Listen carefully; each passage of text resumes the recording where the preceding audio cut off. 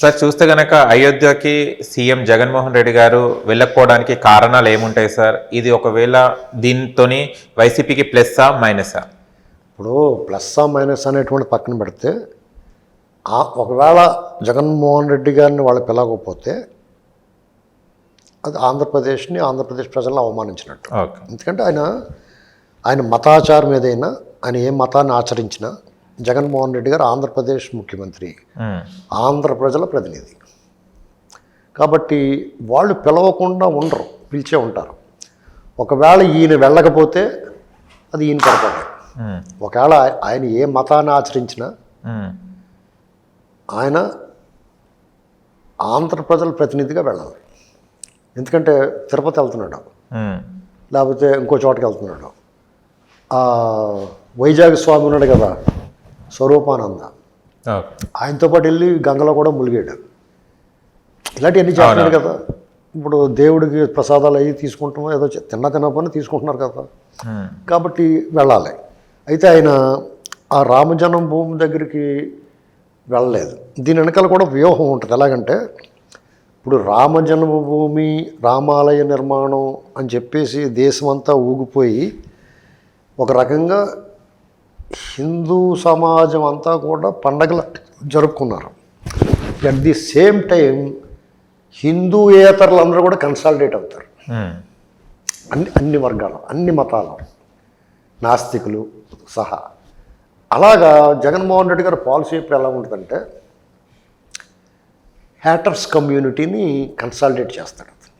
Haters community అంటారు దాన్ని. అంటే ఇక్కడ మీరు ఉన్నారు, మీ ఆఫీసులో మీరంటే పడినోళ్ళు అందరితోటి మీరంటే నచ్చి వాళ్ళు ఉంటారు, విడివిడిగా ఉంటారు.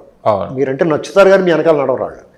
కానీ మీరు నచ్చని వాళ్ళు ఎవరన్నా ఆ నచ్చని వాళ్ళకి లీడ్ చేస్తే వాళ్ళు వెనకాల ఉంటారు. వాళ్ళు అంటే మీ సెల్లింగ్ పెట్టడానికి, మీ సీటుకి ఎత్త పెట్టడానికి రెడీగా ఉంటారు. అలాగా ఒక హ్యాటర్స్ కమ్యూనిటీని ఈ దేశంలోనే రెడీ చేశారు. జగన్మోహన్ రెడ్డి గారు కూడా అది ఫాలో అవుతాడు. ఎలాగంటే గత ఎన్నికల్లో సామాజిక వర్గాన్ని బూచిగా చూపించి వాళ్ళని వ్యతిరేకించే వాళ్ళందరినీ ఒక కన్సాలిడేట్ చేసుకున్నాడు. అలాగే ఇప్పుడు హిందూయేతరులందరూ అతని వెనకాల ఉండేలాగా చూడు జగన్మోహన్ రెడ్డి గారు వెళ్ళలేదు, చంద్రబాబు గారు వెళ్ళిపోయాడు అన్న ఒక లుక్ తీసుకురావడానికి కూడా అయి ఉండొచ్చు. ఇప్పుడు జగన్మోహన్ రెడ్డి గారికి హేటర్స్ ఎవరై ఉండొచ్చు సార్ మీ అంచనా ప్రకారం? జగన్ రెడ్డి గారికి హేటర్స్ ఎవరు? Total haters community. Jagan Reddy గారిని కమ్యూనిటీ. ఓకే, హ్యాటర్స్ కమ్యూనిటీ అంటే దాన్ని ఏంటంటారంటే ఇండైరెక్ట్ గా మంచి ఉంటూ వెనకాల ద్వేషించే కూటమి వాళ్ళకి. దానివల్ల సపోజ్ హిందూ మతాన్ని నచ్చనాళ్ళు, రాముడు నచ్చనాళ్ళు, ఇలాగ వాళ్ళందరూ కూడా కన్సల్టేట్ అవుతారు. ఈ వెనకాల రావచ్చని ఆలోచన అంతే. దానివల్ల నేను అలా కనపడకూడదు అనుకుంటాను. కానీ ఒక్కొక్కసారి మన ప్రవర్తన, మన శాస్త్రాల వల్ల అలా కన్సాలిడేట్ అయ్యే వాళ్ళు అవరు. ఎందుకంటే ఇతను ఆల్రెడీ కొన్నిసార్లు గుళ్ళకి వెళ్తాం, అవి చేయటం, అది కూడా పరిపూర్ణంగా చేయకపోవటం. ఇప్పుడు మంచి చేసినా చెడ్డ చేసినా పర్ఫెక్ట్గా ఉండాలి. ఇప్పుడు చంద్రబాబు నాయుడు గారు ఉన్నాడు, ఆయనకి సమస్య ఉంటుంది కదా, రాజకీయాల్లో ఉన్నవాడికి అన్ని వర్గాలు కావాలి. ఒక మతానికి సంబంధించిన కార్యక్రమానికి ఆయన బహిరంగంగా వెళ్తున్నాడంటే, ధైర్యంగా దమ్ముగా వెళ్తున్నాడంటే మిగతా వాళ్ళు దూరం అవుతారేమో అన్న ఆలోచన, భయం లేదు ఆయనకి. ఆయన చేస్తున్న చిత్తశుద్ధితో ఇంక రాముడు, దేశం తప్పేముంది, వెళ్ళొచ్చు. అలాగే గతంలో రామతీర్థం ఘటన జరిగినప్పుడు, ఒక విగ్రహం ధ్వంసం జరిగినప్పుడు దాన్ని ఒక ఇష్యూగా చేసుకుని ఒక పార్టీ ఇక్కడ జెండా పాతేద్దామని చూశారు. అప్పుడు చంద్రబాబు నాయుడు గారు వచ్చి జై శ్రీరామ్ అని కానీ అక్కడ వాళ్ళు అక్కడ సర్దుకున్నారు. కానీ కొన్ని చోట్ల చంద్రబాబు నాయుడు గారు షూలతోనే పూజా కార్యక్రమాలు చేస్తారు సార్. దీని వెనకాల ఏముండొచ్చు సార్? మీరు అన్నారు చంద్రబాబు నాయుడు చిత్తశుద్ధితో చేస్తారన్నారు కదా, షూలు వేసుకుని చిత్తశుద్ధి ఏంటిది? కొన్ని చోట్ల షూలు వేసుకొని చేస్తున్నారు పూజలు. అంటే షూలు వేసుకుని ఎక్కడన్నా 2 చోట్ల జరిగింది నాకు తెలియదు సార్, చూడలేదు. సాధారణంగా ఆయన అలాంటి పద్ధతులు చాలా పర్ఫెక్ట్గా పాటిస్తాడు. ఆ విషయాల్లో సాధారణంగా ఆ విషయాల్లో అతను పర్ఫెక్ట్గా ఉంటాడు. ఒకవేళ పర్లేదు రండి అన్నారేమో అక్కడ, కాబట్టి షూ ఇప్పున్నాడు. అట్లా కూడా ఉంటుందా? డెఫినెట్గా. ఇప్పుడు మన షూ ఇప్పిందని అనుకోండి, అక్కడే వచ్చండి పర్లేదు అంటారు. ఇప్పుడు పెళ్లికి అక్షంతలు వేయడానికి వెళ్తాం, షూలు వేసుకుని ఎక్కేస్తుంటారు. ఒకసారి కింద వదులుతాం చెప్పులు, పర్లేదండి రండి అంటే వెళ్ళిపోతాం కదా.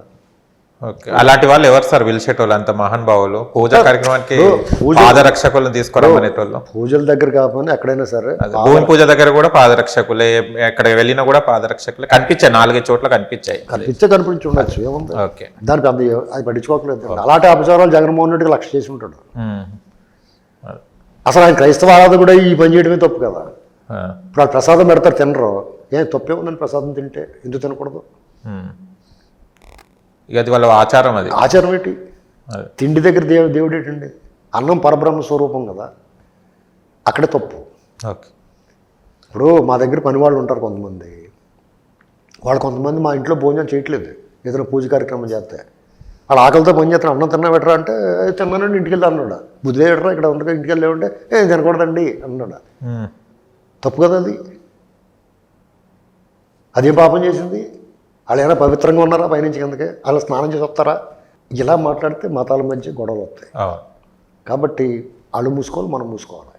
ఇలాంటి షూ వేసుకున్నాడు ఇలాంటి మాటలు వాళ్ళు మాట్లాడితే, ఇలా మాట్లాడితే మళ్ళీ గొడవలు వస్తాయి. కాబట్టి వాళ్ళు మూసుకుంటే మనం మూసుకోవచ్చు.